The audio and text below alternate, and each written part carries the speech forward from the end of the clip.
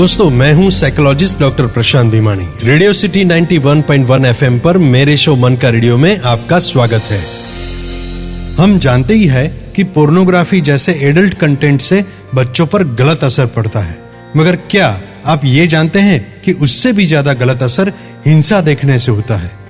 अभी 2 दिन पहले ही गांधी जयंती थी। हिंसा को ठीक से समझने से हम अहिंसा को और अच्छी तरह से समझ सकते हैं।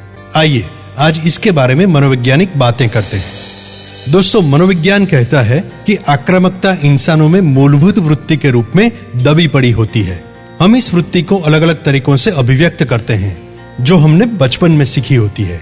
कई लोग गुस्सा आने पर सीधा हाथ उठा देते हैं या फिर चीजें फेंकने लगते हैं। दूसरों पर होने वाली ये ऑब्वियस किस्म की हिंसा है, जिसकी वजह से सामने वाले को मोटे तौर पर शारीरिक पीड़ा होती है। हिंसा का दूसरा प्रकार शाब्दिक हिंसा है। हम किसी को दुखी करने के लिए उसे गालियां देते हैं या कुछ लिख देते हैं। इस वर्बल वायलेंस का लेटेस्ट स्वरूप सोशल मीडिया के डिसलाइक्स है। किसी को ट्रोल करते समय हमारे अंतर मन में यह हिंसा सक्रिय हो जाती है। दोस्तों, हिंसा का तीसरा प्रकार सबसे खतरनाक है और वो है हमारे मन में ही किसी के लिए दुश्मनी रखना या फिर उसे नुकसान पहुंचाने के लिए विचार रखना। इससे सबसे ज्यादा नुकसान अपने आप को ही होता है। मन में दबा हुआ गुस्सा या आक्रामकता हम में साइकोसोमेटिक डिसऑर्डर को जन्म देते हैं, जैसे कि ब्लड प्रेशर, माइग्रेन वगैरह वगैरह। दूसरों के लिए नेगेटिविटी या हिंसा वाला बिहेवियर जब भी मन में पलने लगता है, तब आपके शरीर को निश्चित रूप से इसकी कीमत चुकानी पड़ती है। दोस्तों, अब जानते हैं आखिर किस वजह से इंसान हिंसा करता है। कई लोगों को हिंसा करने से राहत का अनुभव होता है और इस वजह से वो ये बिहेवियर रिपीट किया करते हैं। बच्चे जब भी हिंसा देखते हैं, तुरंत वो उसे सीख लेते हैं, फिर भले ही वो वर्चुअल हो या वास्तविक हो। हिंसा देखते देखते या पबजी जैसी गेम खेलते खेलते बच्चों के मन में एक प्रकार की आक्रामकता बढ़ती जाती है। इस हिंसा का कांस्टेंट लर्निंग भविष्य में बच्चों को इतना ज्यादा एग्रेसिव बना देता है कि एकदम मामूली वजह पर भी वो बड़ी भारी मात्रा में गुस्से पर उतर आते हैं। सोशल मीडिया, टीवी या वीडियो गेम्स से पैदा हुई हिंसा कभी कभी बच्चे अपने छोटे भाई बहन पर उतारते हैं। थोड़ा बड़ा होने पर यही दबी हुई आक्रामकता दोस्तों का बुलिंग करने में या माता पिता पर हाथ उठाने के रूप में कभी कभी बाहर आ जाती है। उससे भी बड़ा स्वरूप मिल जाता है जब वो कम्युनिटी वायलेंस तरफ मुड़ता है। ऐसे बच्चों ने बचपन में अपने माता पिता के बीच वायलेंस देखी होती है या खुद मार खाई होती है।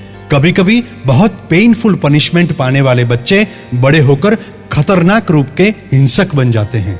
यही हिंसा जब डिप्रेशन और गिल्ट के साथ मिलकर अपने खुद की तरफ मुड़ती है, तब सुसाइड होता है।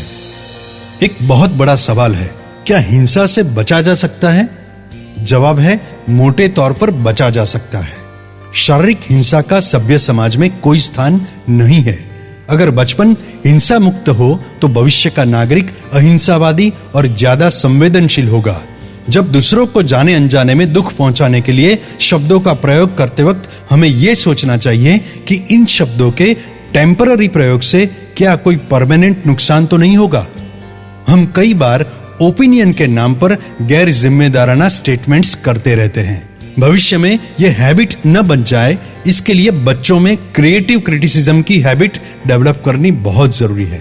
जैसे कि बच्चा कोई गलती करे तो उसे यू आर रॉन्ग हियर कहने की बजाय ये कहिए कि you can do much better. मानसिक हिंसा से बचने के लिए मेडिटेशन और साइकोथेरेपी बहुत ही उपयोगी है। किसी व्यक्ति या स्थिति के बारे में अपनी समझ को बेहतर करने से ऐसी मेंटल वायलेंस से बचा जा सकता है। अगर आपको किसी बात को लेकर डिसएग्रीमेंट है तो उसे जताने के लिए अच्छे शब्दों का प्रयोग कीजिए।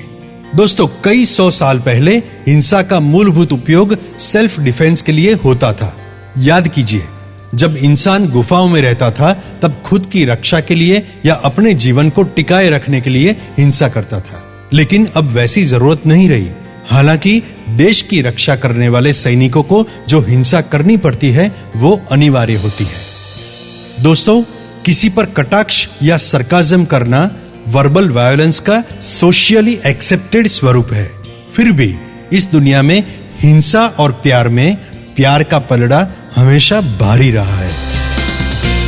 तो दोस्तों, रेडियो सिटी 91.1 एफएम पर मैं साइकोलॉजिस्ट डॉक्टर प्रशांत भीमानी आपको मिलूंगा नेक्स्ट टाइम कुछ ऐसे ही इंटरेस्टिंग किस्से और उसके साइकोलॉजिकल सॉल्यूशंस के साथ। तब तक मेरे सभी एपिसोड सुनने के लिए YouTube पर सर्च करें डॉक्टर प्रशांत भीमानी मन का रेडियो, और एपिसोड के कमेंट सेक्शन में जाकर आपके रिस्पॉन्स या कोई भी सवाल मुझे पूछें। So be happy and keep smiling.